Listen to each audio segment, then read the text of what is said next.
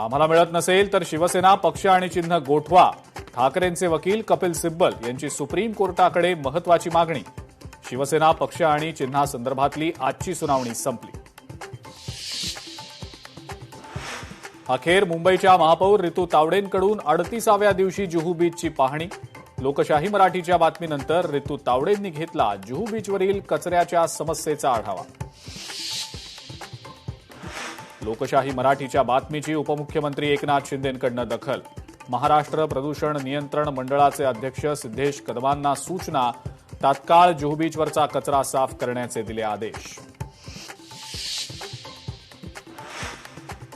TDR प्रकरणी मंत्र्यांचे एकमेकांवर आरोप. मात्र ठाणेकरांवर कोट्यवधींच्या टीडीआरचा भार. ठाणेकरांच्या प्रश्नांवर मुख्यमंत्री गप्प का?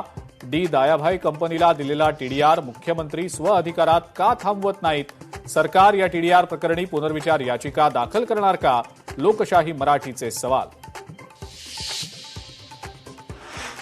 मुंबईच्या महापौरांच्या प्रसिद्धीसाठी 25 लाख रुपयांचा खर्च प्रस्तावित. बातमीचं महापौरांकडून खंडन.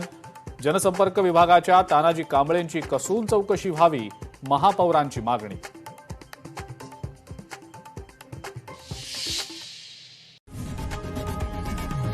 लोकशाही मराठी ऐका, पहा, जागरूक रहा.